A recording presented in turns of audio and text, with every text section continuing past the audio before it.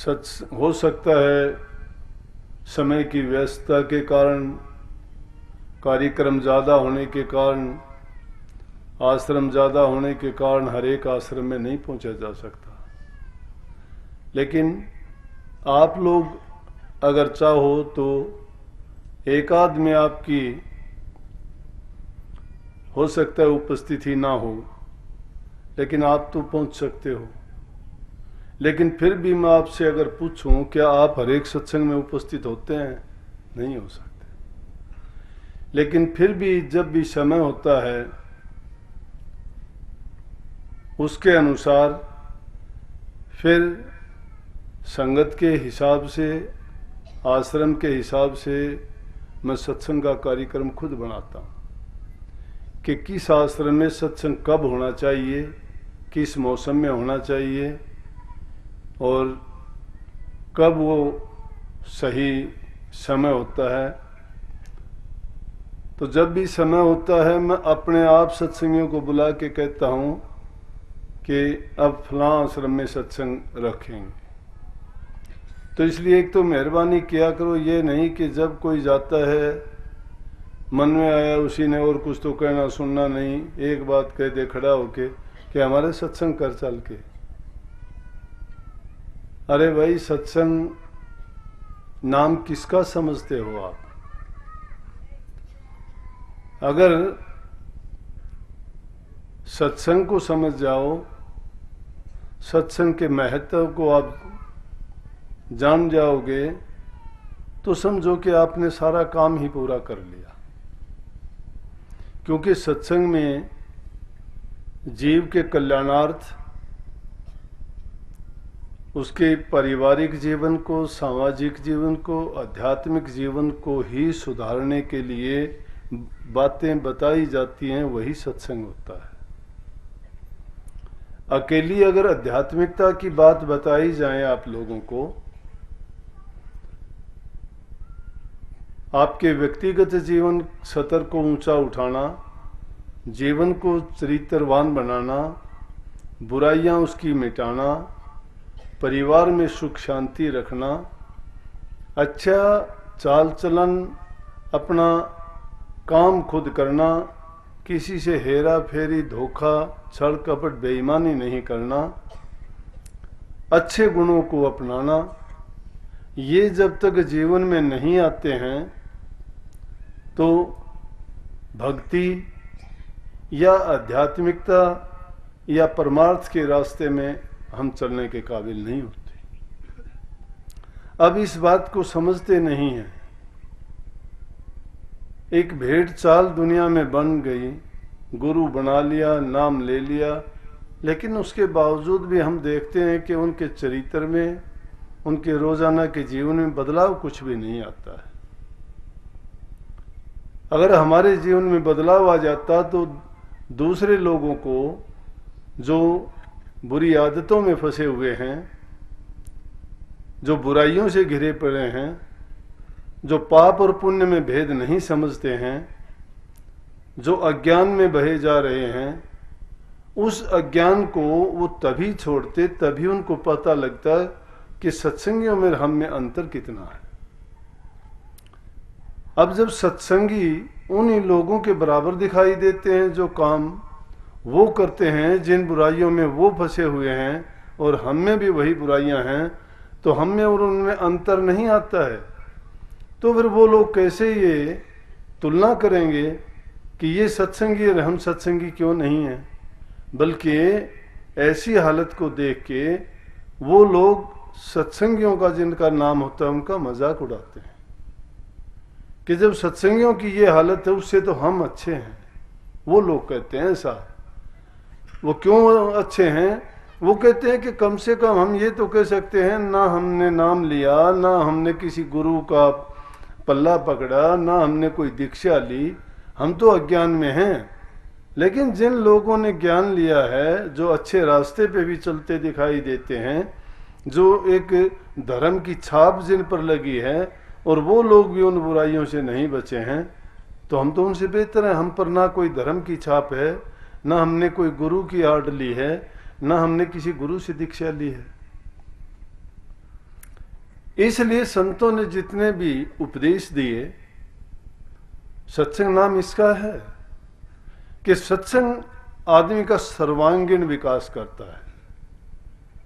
सर्वांगीण विकास में सिर्फ जो है आध्यात्मिकता नहीं है, सर्वांगीण विकास में है कि उसका व्यक्तिगत जीवन सही होना चाहिए। अगर हमारा चरित्र ठीक नहीं है, सारी बुरी आदतें, एक बुरी आदत नहीं है। कभी ये सोचते हो कि हमने एक शराब से, मांस से, इनसे छुटकारा पा लिया तो हम एकदम पवित्र हो गए, ये एक बात भी नहीं है।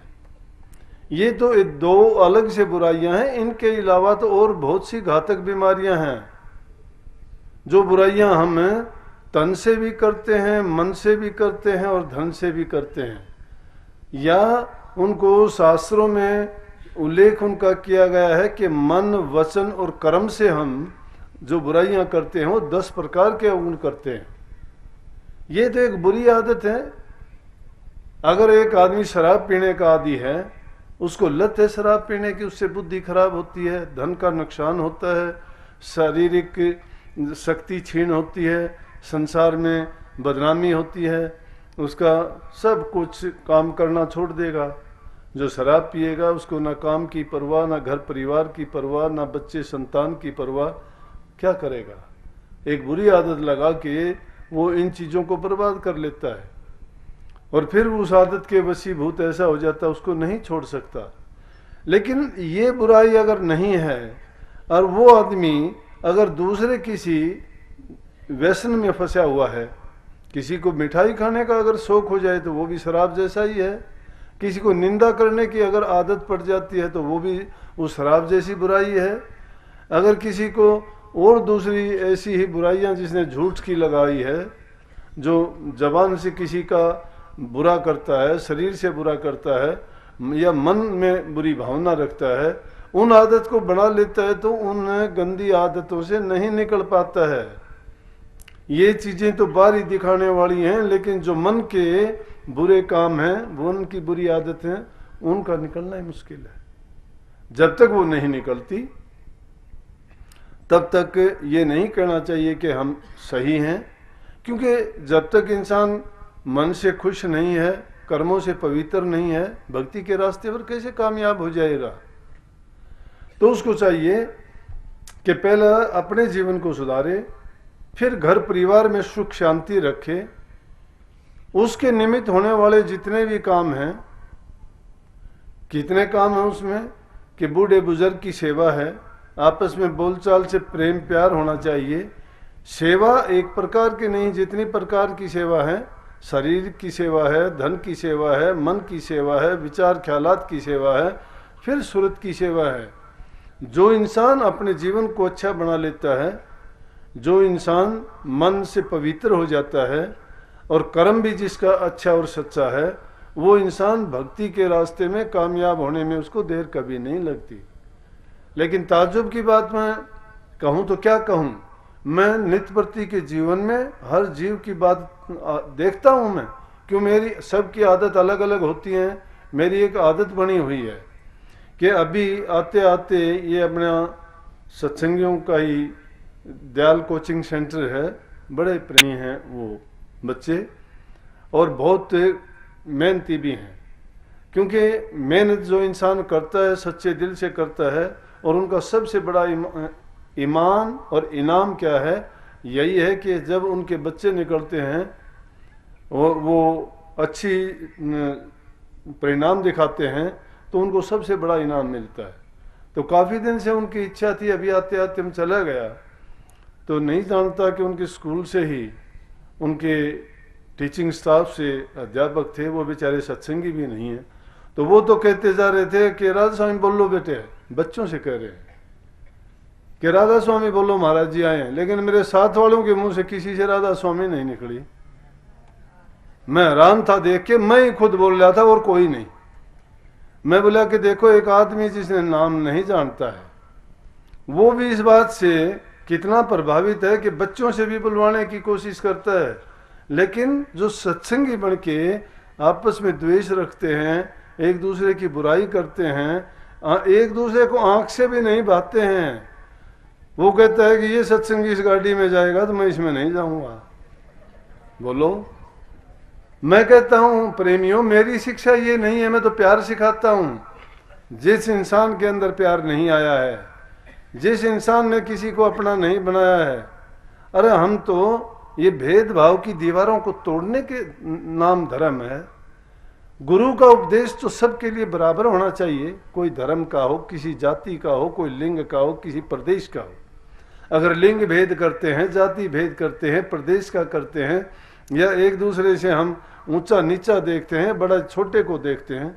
यहाँ तो राजा, रंक, भिखारी, कंगले और सभी कुरूप और रूपवान, चाहे वो अपाहिज है, चाहे वो सर्वांग संपन्न है, चाहे वो कितना भी धनी है, चाहे वो कितना भी गरीब है।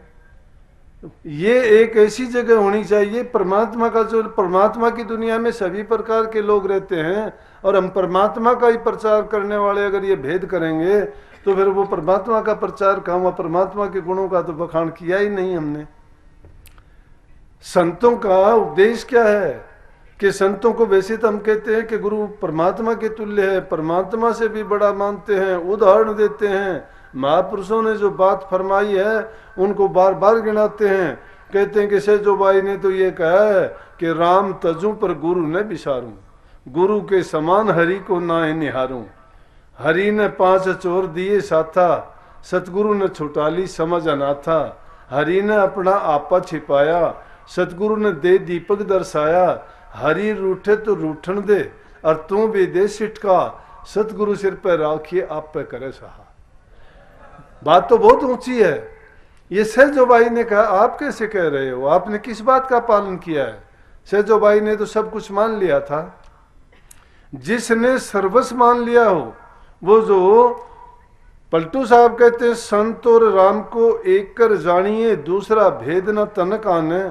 लाली जो छिपी है मेहंदी के पात में, दूध में घी इस भांत जाने। फूल में बास जो काठ में आग है, संत में राम इस भांत जाने।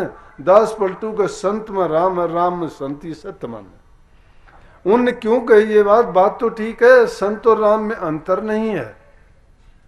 संत और राम में अंतर क्यों नहीं है? कि जो चीज, जो गुण, जैसे आत्मा और परमात्मा में अंतर नहीं है, लेकिन अंतर हो गया।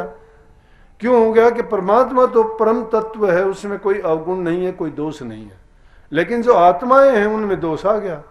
उनमें दोष क्यों आया? कि काल देश में आने के बाद में, माया के जंजाल में पड़ने के बाद में, उसमें मैं मेरी की भावना आ गई, और उस मैं मेरी के भावना से आदमी में काम, क्रोध, लोभ, मोह, इच्छा, आशा, तृष्णा, वासना, कितनी चीजों ने जन्म ले लिया। वो सारे के सारे दोष क्यों आए? कि काल और माया के देश में आने के कारण, जिनका संग किया। लेकिन संत जब प्रकट हुए तो संतों ने उनको क्या उपदेश दिया? संतों ने परमात्मा के गुणों का बखान करके उनको बताया कि हम जितने भी रूह हैं, हम परमात्मा की अंश हैं। परमात्मा में ये गुण है कि वो किसी का बुरा नहीं करता। अब देख सकते हो उसकी जो दुनिया है, उसमें ठग भी रहते हैं, डाकू भी रहते हैं, लुटेरे भी रहते हैं, धर्मात्मा भी रहते हैं, संत फकीर भी रहते हैं, हर प्रकार के धोखेबाज भी हैं, रोजाना कत्ल करने वाले भी हैं। लेकिन परमात्मा के लिए उनका कोई फर्क नहीं है। वो किसी को कुछ नहीं कहता है, सबके साथ एक जैसा व्यवहार करता है। अपने कर्म करने के लिए इंसान खोटे मंदे जो कर्म करता है, अपने कर्म भोगता है। इसलिए उसने उनकी कर्म की आजादी तो उन पे छोड़ दी परमात्मा ने, लेकिन खुद अपनी तरफ से किसी को वो बुरा भला या किसी को इनाम नहीं देता है। लेकिन जीव जो अपना कर्म करता है उसके अनुसार मिलता है। तो इसी प्रकार से आत्मा में और परमात्मा में ये अंतर आ गया। अगर इन्हीं आत्माओं को उन दोषों से मुक्त कर दिया जाए, या अपन उन दोषों से ये बरी हो जाए, तो इसका परमात्म रूप ही है ये।